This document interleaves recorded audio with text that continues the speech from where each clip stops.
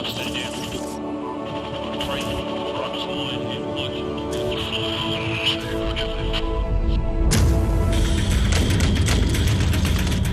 are watching exclusive footage inside the world of New Zealand's Special Air Service, better known as 1NZSAS.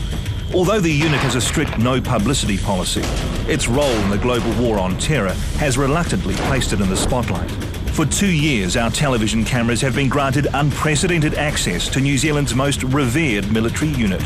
For reasons of national security and to ensure no current operations or personnel are compromised, much about the New Zealand SAS's activities will remain forever secret. This is what we can reveal.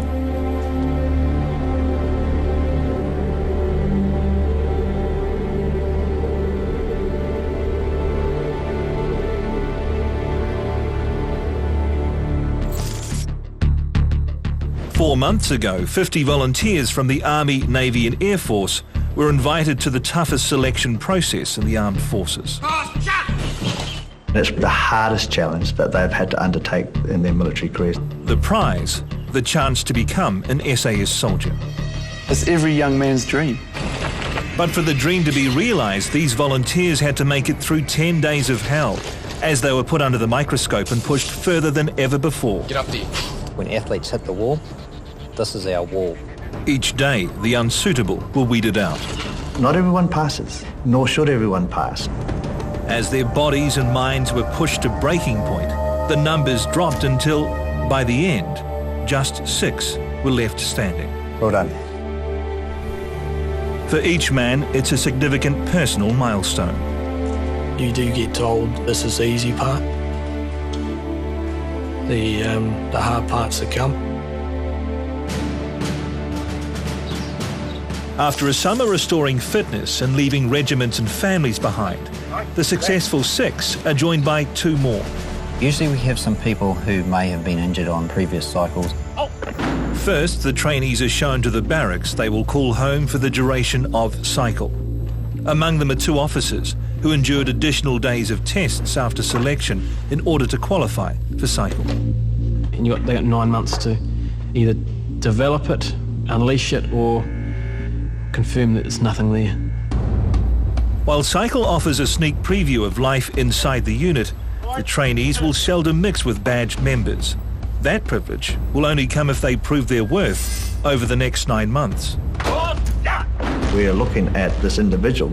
Does he have what we believe now, but he's shown us? Can he go further and conduct the other 9 months of training? Does he have the right temperament? Does he have the right intellect? Is he a good team player? You on that uniform, boy? Get down, give me 20. Staff. Hurry up. After a thorough inspection, they are introduced to the Regimental Sergeant Major, the RSM. Dedicated to upholding the standards of the unit, the RSM is the soldier's soldier who has risen through the ranks and commands the utmost respect. Cycle, stand at, pace! Stand easy. Right, welcome to day 1 at the unit. Today you commence your basic cycle of training. It'll be testing, it'll be demanding. If you cannot keep up, you'll be removed from the cycle. If you dislike the person standing next to you, leave those thoughts and feelings at the gate when you come in. You'll be required to work together, to eat, sleep and socialise together. You will learn to rely on the people standing around you. You must trust them with your life. For the next 9 months, you'll conduct yourself around this camp in double quick time. You will run everywhere. Train hard, fight easy. Course, caution. Once you decide to do the cycle, you give it your all. Right wheel. First thing they did was to disrupt your routine, so there was nothing regular. I remember the first morning we jogged towards the mess for breakfast, but we ran straight past it and we were into a pretty vigorous period of physical training, and I thought, good heavens. People wouldn't even talk to you. You weren't worth much to them. You'd only just passed selection. You were just someone who wanted to be at that stage. Although it may be every young woman's dream to marry an SAS trooper, reality soon strikes home when she hasn't seen a young trooper for 9 months out of a year. The unit's newest trainees are about to discover that what they will learn is far beyond any conventional soldiering. Training is a combination of some serious book learning interspersed with unbelievable physical training. And therein lies the story, because sometimes it's hard to study books when you're physically exhausted, but that's exactly why they do it. And they must strive to live up to the ethos of their British peers, 22 SAS, the benchmark of the International Special Air Service. These are our tenets. Remember them and live by them daily. Number 1, the unrelenting pursuit of excellence. The first few weeks are crammed with mental and physical challenges. About teamwork tonight. Number 2, maintaining the highest standards of discipline. They are no longer treated as just soldiers. At the end of this course, you will be able to plot and measure a course. Number 3, the SAS brooks no sense of class. What we're going to go through now is the setting up of the beer can satellite antenna. Number 4 is humour and humility. Down! Down! Get it down there, push it, let's go, go! We'll do this all day. Mag 58, M203, M4, C9, various foreign weapon systems. You will master them. You will know them inside out. They must absorb a huge arsenal of weaponry for conventional and counter-terrorist tasks. Everything was the top. It's 100% or just below. Hurry up, too slow! Stopping around! You want to be in this unit? The pace is non-stop. They run everywhere, either training or preparing for exams. You might finish at the end of the day, and then you're going to spend the next 3 hours studying because you've got an exam the next morning. Calculate the explosive content required to cut 6 50mm cables using PE4. Up! You might have bluffed it throughout the selection. They're looking at to make sure that it was the real deal that they saw in you. But it's an unsuitable personality that proves the undoing for one soldier. In such a small group, you get to see people warts and all, and sometimes, you know, the faces actually don't fit. A failure to bond with his peers has dire consequences for one man's SAS dream. We will cull them away and they'll never come back.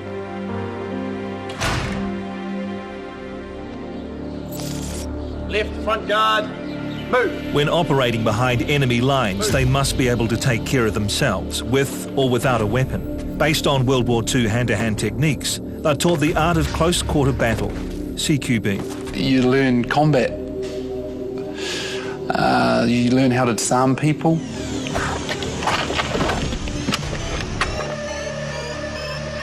You learn how to fight, how they want you to fight. The key to this, to sell a punch, to sell the old Hollywood. Drawing on martial art techniques, this training will save their lives on operations. That's good, good fight. It will definitely be a case of kill or be killed. So we have to train with that in mind at all times. During milling, a fighting technique using an open-handed punch, they must show no fear or mercy against their peers. Inflicting pain on your friends? Yeah, it tests you, you know, because at the end of the day, it can be a bit of ill feeling in there. Remember what you've been taught. Keep your helmet on, keep yourself covered up, lock horns, go hard.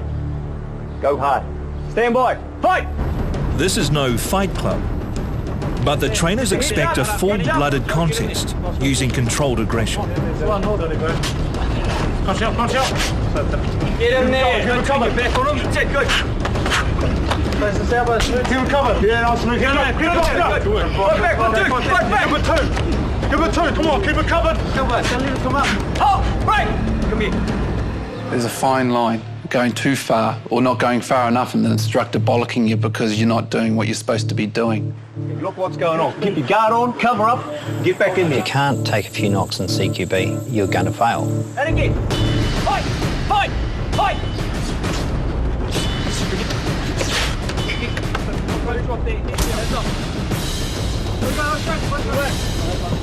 Get up! Get up!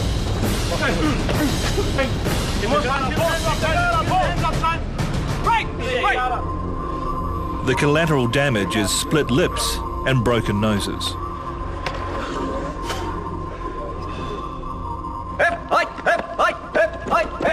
CQB is merely a start. The next challenge will take them behind enemy lines.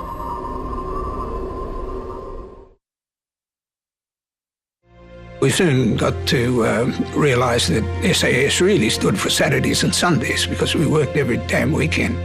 We did have a constant string of injuries, particularly from parachuting, bad landings, cliff climbing, things like that, where you're going to have injuries anyway because of the nature of what you're doing. So there was a bed in Ward 10 that was nearly always occupied by one of our chaps, so it was called the SAS bed.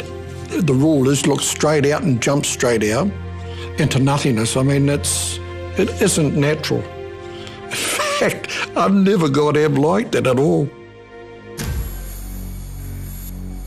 After an intense first month, the trainees on cycle have learnt to be an SAS operative takes much more than just physical presence. There are certain things that you can train a soldier, sailor or aviator to do.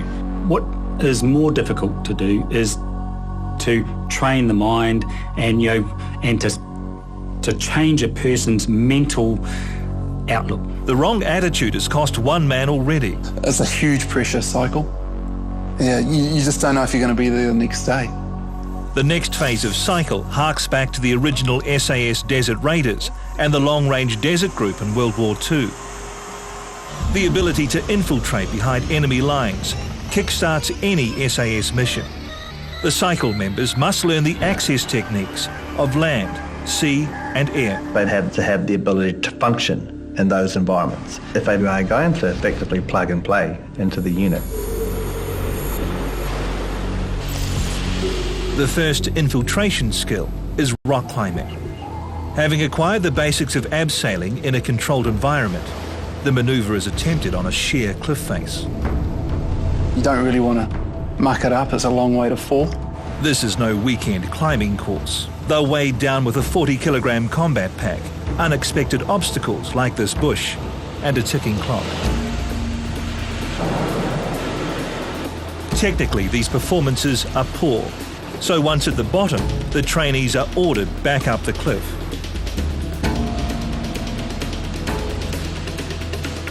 They're better, but not much.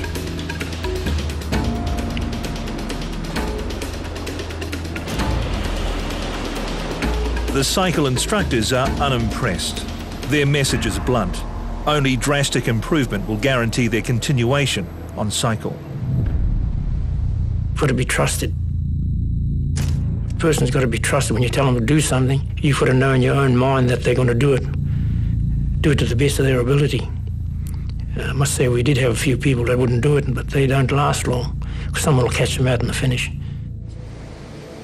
Now mountaineers must become mariners as they learn the second infiltration skill, by sea. The trainees must be able to manoeuvre these small, fast Zodiac boats in all weathers, busy ports and harbours, and rough open sea. They must know how to beach craft on rugged coastlines, and if all goes wrong, repair a malfunctioning engine. How to navigate on the sea, how to survive in the sea. You just make sure you can swim very well. The bottom line is take your sea suit pills. During the sea training, it's again evident some are struggling to achieve the standards expected. Well, if you don't achieve it, you're not going to be there the next day, are you? If you don't pick up something quickly and how they want it to be done, and that's just the basics. A lot of them will simply make wrong decisions that in combat will get them killed. It's no surprise when the trainers decide on a direct course of action. You know why you're here, so please take a seat. With some privacy? Yeah. For one cycle member, there's been too many mistakes.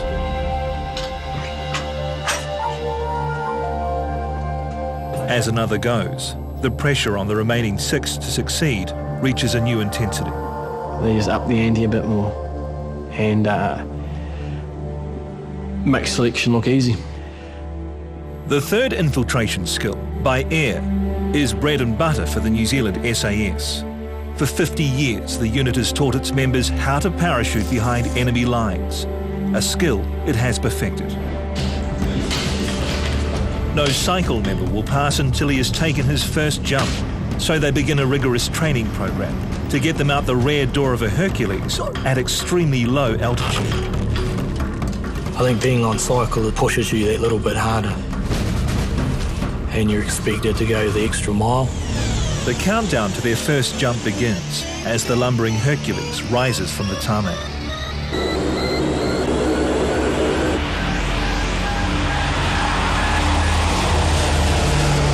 The trainees have less than 1,000 feet to ensure a safe landing. Even a tiny misjudgment could prove fatal. You're not really thinking about the jump, thinking more about what you've got to conduct whilst under canopy, whilst in the aircraft, very much the drills.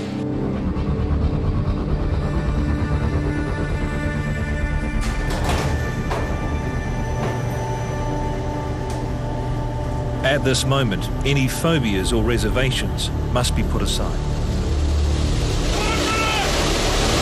This stage of a person's training, there is no way that they're not going to jump out of that aircraft.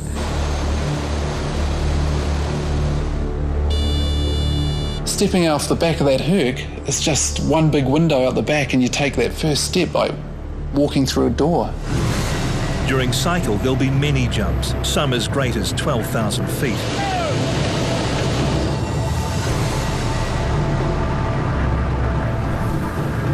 But their first is the most memorable and the lowest. Everything happens rather quickly. You don't get a lot of time under canopy at 1,000 feet. In a matter of seconds, the trip to Earth is over. Dangle and thump, you know, you fall and you hit the ground hard.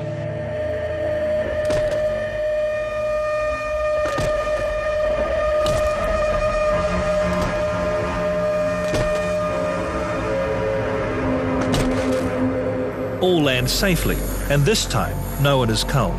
It was absolute crap. You get a timely reminder from the DS. There's only so many chances that you get before you're released.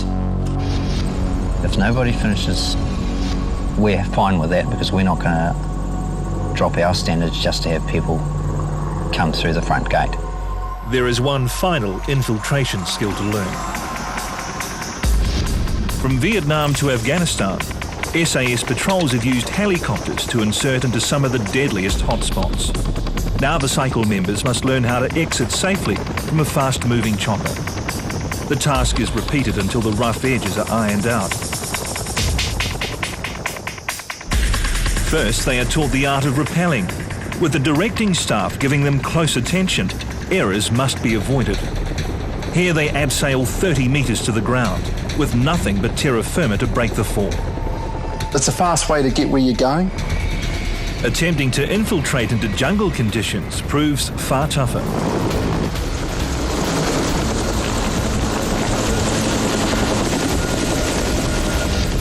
Finally, the trainees must ascend a single swarm rope, an essential skill for landing in high-rise urban surroundings.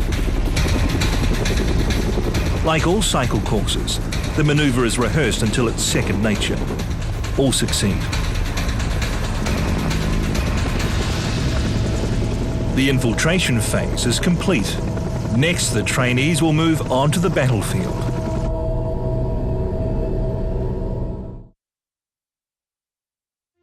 We really lived like pigs, you know, grovelling around on the jungle floor and never once did anybody complain. You'd look around, they'd give you a big smile and the thumbs up.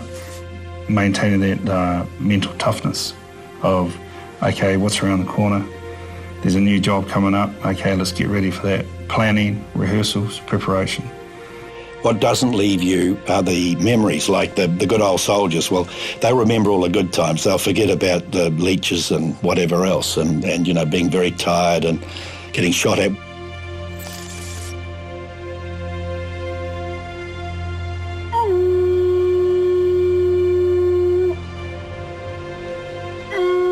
It's Anzac Day.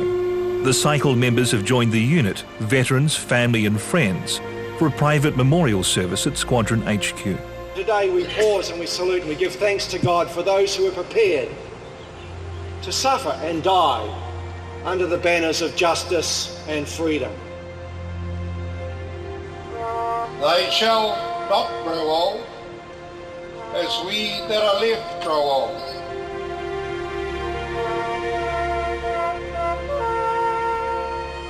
For the soldiers remaining on cycle, it's time to head into the field for a sustained period of patrol training. Let my uniform remind me daily of the traditions of the Special Air Service of which I am part. If I'm inclined to doubt, steady my faith. If I'm tempted to sin, make me strong to resist. If I should miss the mark, give me courage to try again. For this next phase of cycle, the Six will spend months living and working in a landscape of forest, mountain and scrub. The very same landscape that half a century ago played host to 800 hopeful recruits. Inspired by the British SAS, New Zealand formed its own Special Air Service on the 1st of May 1955. The job of establishing this elite force would fall to a visionary officer, Major Frank Rennie. Because of his background in training, he knew exactly what he wanted for his SAS squadron. An applicant had to be preferably single, under 6 foot, weigh less than 83 kilos, have their own teeth, good eyesight, no criminal record, and be above average intelligence. He wanted endurance, integrity, personal drive. By winter, the 800 hopefuls had been cut down to 180 men. At Waiouru military camp, they began a rigorous process to become New Zealand's first SAS soldiers. To say that our feet never touched the ground would be literally true, because we started running and we ran everywhere, and we ran everywhere for the next 6 months. The applicants would have to prove their skills in weapons handling and navigation. The training was always very physical, the infamous scaffold course being one of the challenges. You had to jump gaps, climb from one level to the next, perhaps carried somebody in a fireman's lift. Then there was a flying fox, which to get down to the bottom.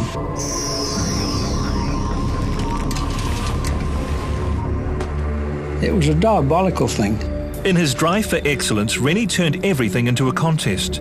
Running competitions, initiative tests, always pitting troop against troop. He had a famous saying, Smith, you better buck up. You'd be in the B team. Such was the competition that everyone wanted to be in Rennie's SAS. But there was only room for 133 men. And there were 4 left. And they had to be told by the commander that they'd failed. And that was very difficult. For them, especially. One of them broke down and cried. 7 days a week they trained, and then Rennie said he was satisfied. Today, it's another generation struggling through winter at Waiouru military camp. It's cold, it's miserable, and you feel like you're literally right on the arse end of it. Everything the Six have learned so far on cycle is gearing them to the heart of any SAS mission, operating as a patrol. It's definitely about trying to bond this group of individuals into a very tight-knit group. What they learn now will keep them alive on deployment overseas. In the main, you will not see SAS taking the offensive against an opponent. They will lay in wait and obviously stage ambushes, but they will do a lot of reconnoitering. They will do a lot of intelligence gathering. Operating in small groups is a fundamental part of the unit.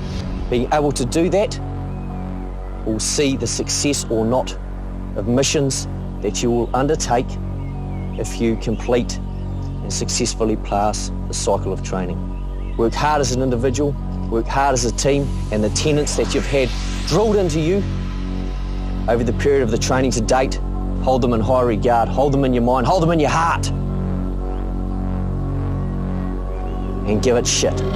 Retreating into the undergrowth for weeks at a time, they hone skills based on the unit's campaign history. It's the next dimension into the training.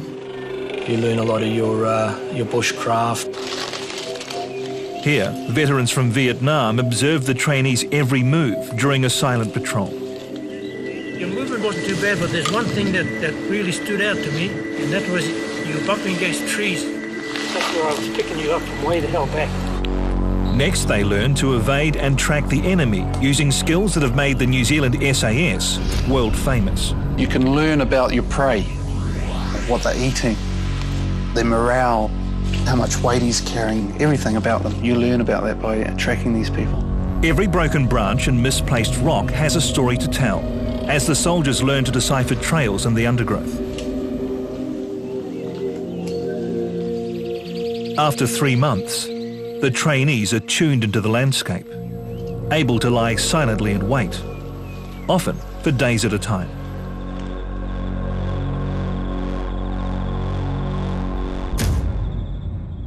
Imagine 4 or 5 people sitting there for up to 5 days, not moving, not being able to cook or heat water or for a hot drink or cook their food, having cold food, and having enemy activity as close as 10 feet away from you. There was a lot of cold sweats as well as hot sweats. A feature of this training is the way unit veterans ensure lessons are new, but old ones aren't forgotten. It's wasteful to fire all 4 or 6 or 8 claymores that you're carrying when you're only going to get 2 or 3 kills on the track.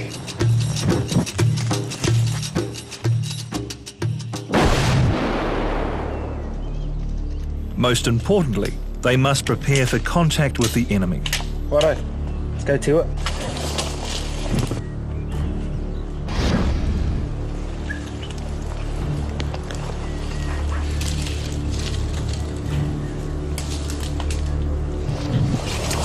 As with any operation, an enemy ambush can occur at any time. When it comes, the trainees must react immediately.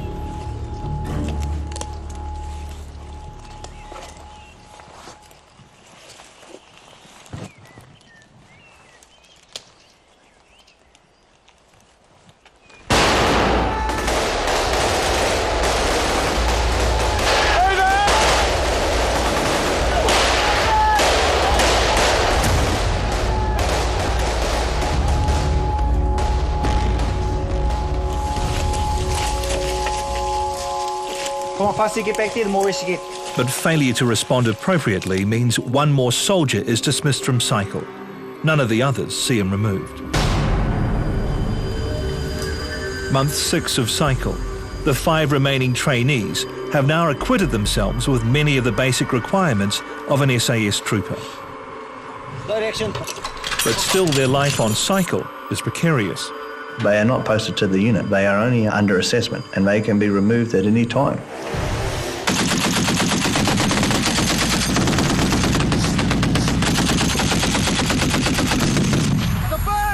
It's self-induced, the pressures that you put on yourself to perform because you know you're going to such a professional unit.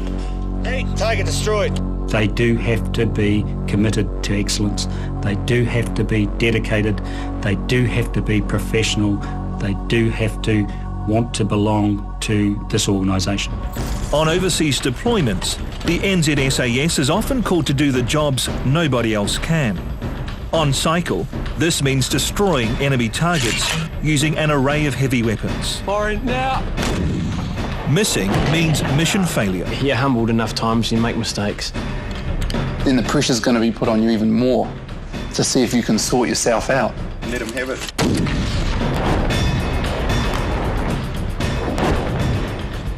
By this stage of cycle, failure or success is measured in millimetres. From here we'll move on to the 84s.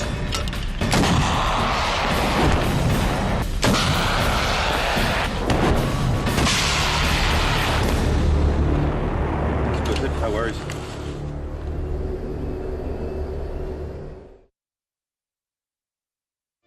Provided your weapons are very good, what else do you need? And using your nose and your eyes and your ears. Everybody was a professional and they knew that those skills were required, perhaps not tomorrow, but the next day or the day after. That's where you start getting to grips of what the SAS is all about. After 6 gruelling months, the 5 soldiers on the NZSAS training cycle have reached crunch time. By the end of it, you know their ins and outs, you know their strengths and weaknesses. Next, they must prove they can function as a patrol, working behind enemy lines.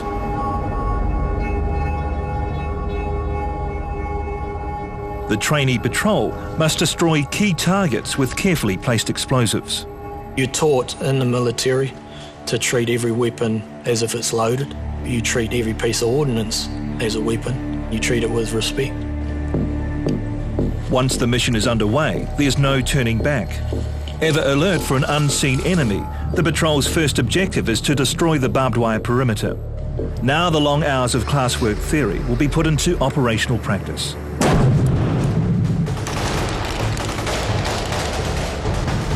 They must strategically position measured explosives for maximum impact.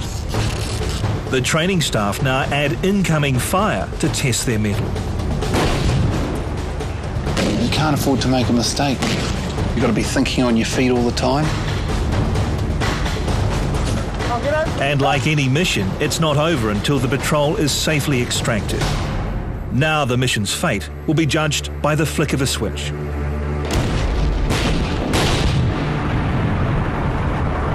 The trainees take this minor victory in their stride because they know the next challenge has been the end of many a soldier on cycle. I'd get quite, I guess nervous is the word, and I'd have difficulty sleeping, difficulty eating, and the fears that I had were that I was going to do something that was going to cause my guys to be captured.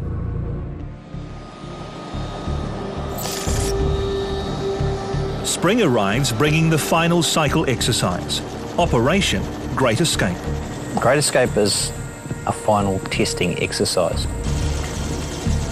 which is the test of them as a patrol. That's what it's all about. Accumulation of everything you learned and then to go and test it. The instructors will now learn how the trainees cope when being hunted down by a large enemy force. Operation Great Escape will put them in that very real scenario. It's a will to live, a will to survive, and your will to succeed. By the time this exercise is over, the fine line between training and the realities of war will have been blurred. You treat it like a course. You've gone through all the other courses and that, so you want to pass. Oblivious to the exact location, they are inserted 150 kilometres into enemy country. They just dropped us there and said, well, off you go. On the run, they must use their wits and guile to gather vital intelligence, then deliver it safely to a rendezvous while avoiding capture. The patrol has just 5 days to achieve its mission.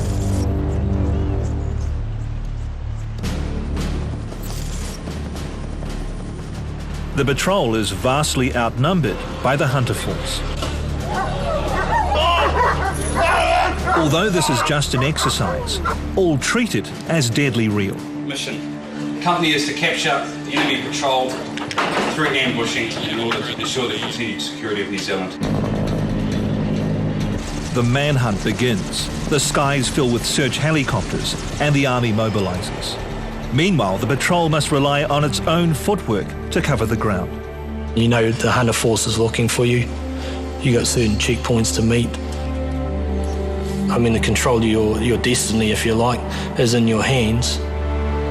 The patrol knows the only way to achieve its mission is to keep going through the night. But so does Hunter Force.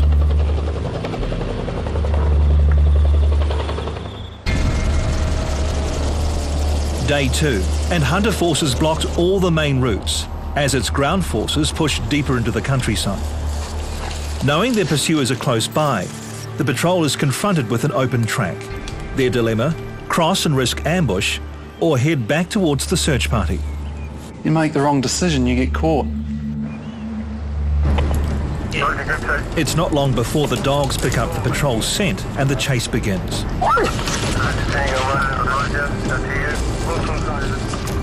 At an open crossroads, they face exposure, but make it through unseen. If the dog teams are on your tracks, then you got to move faster than them and drop their scent.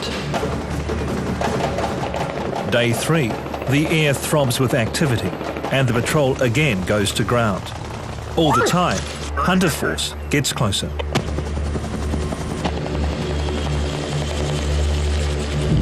As the choppers pass overhead, the patrol takes its chances in the dense undergrowth in a bid to confuse the chasing dogs. They move fast enough to drop the scent and only just make it to the checkpoint.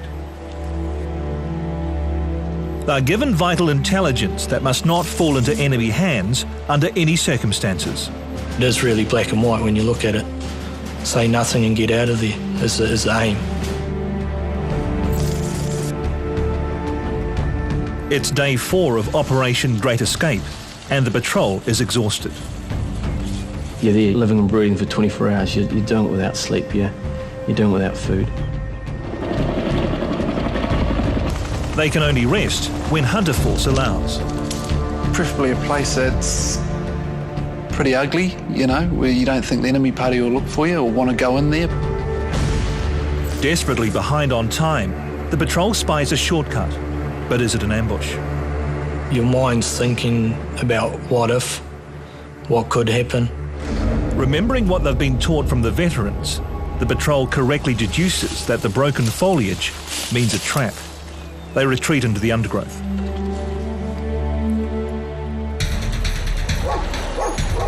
It's the final night of Operation Great Escape, and Hunter Force intensifies their efforts.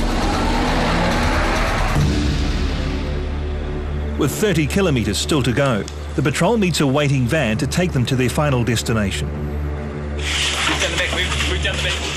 After 5 days on the run, their bodies steal a much-needed rest.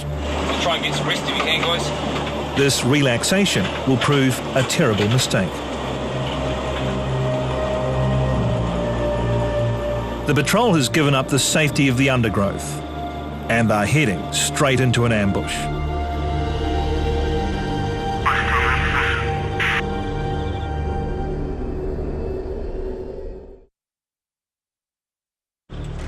For 5 days and nights of Operation Great Escape, these soldiers have evaded capture from a large enemy force. They believe their task is finally over. The reality is, there is no great escape. They're being driven straight into an orchestrated ambush.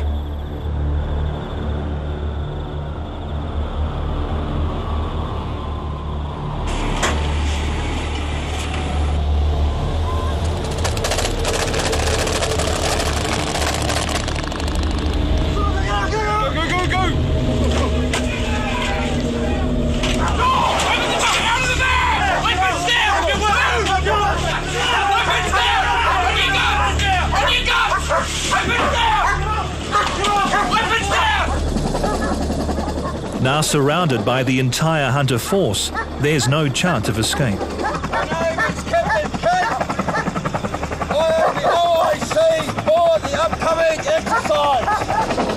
The lot of a Special Forces trooper who is captured by an enemy is a very unhappy one. The best thing that can happen is that they die quickly. That makes it imperative that they be trained in interrogation techniques, which in turn means that they have to be able to withstand brutality. It's an unfortunate part of the business, but it's a very ugly business to begin with. For 5 long hours, they remain face down in the back of a lorry. You've just got to prepare yourself mentally as much as you can for what happens next. Now they're driven to an abandoned cabin in the middle of nowhere for their final ordeal. It does involve taking these soldiers into the darker recesses of the human psyche, and it does involve physical pain. But if they don't explore these things in training, they are more likely to crack immediately when they fall into enemy hands. It's about toughening this little nut up and saying that, you can get through it. It's very much a challenge to maintain focus. Are you going to break? One by one, they're led away to face their fate. If people haven't assimilated the skills required, then our options are really there's only one, and it's that we remove them at that point in time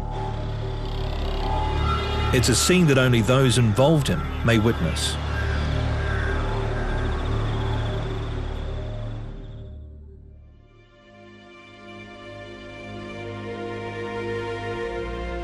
"48 hours later, they are finally released.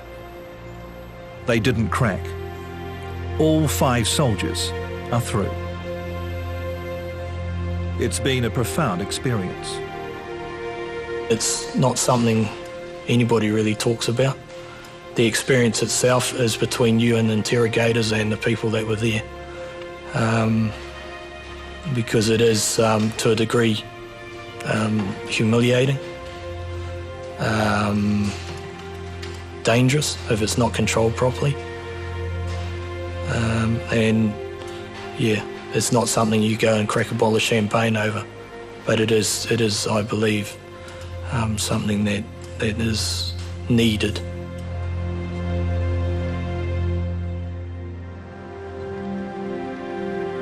One year ago, 50 men set out to join the SAS.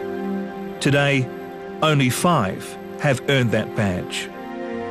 To be badged, for us, to be badged in the SAS was the highlight of my career anyway. Went home and on leave, and I thought I was the king of the castle, and I've felt it ever since. When you put that beret on, you must feel 10 foot tall.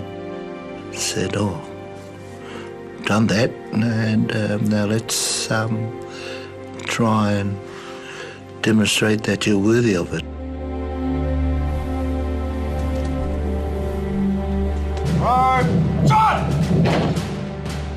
We are the pilgrims, Master.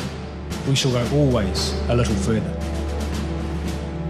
It's not about the marching, it's not about that. It goes deeper. It's more of a sense of achievement within, I think. Today, 2 families combine. The families of those being badged with the family that is one NZSAS group. We're all, humble. New Zealand Special Air Service berets are presented to those personnel who have qualified on the NZSAS basic cycle of training. Your turn for operational service will come soon enough. Congratulations, we wear this beret with pride. You have a great deal more to learn, and remember always the pursuit of excellence. This is a significant rite of passage. You now stand with us and share a bond unlike any other. You are now one of us.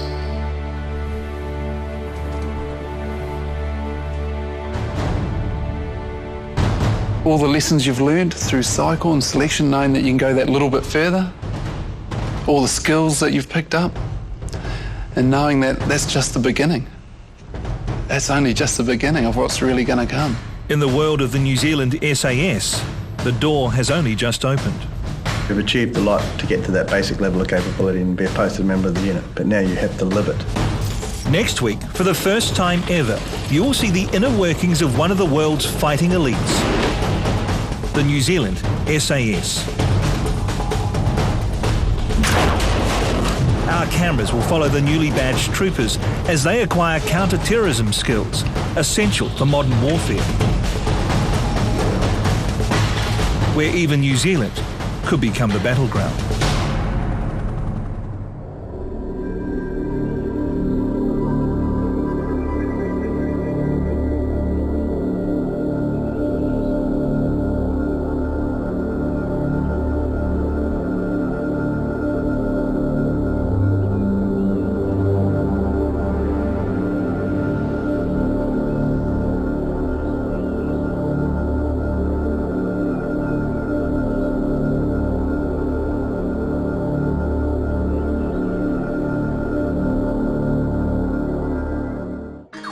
This program was made with funding from New Zealand On Air.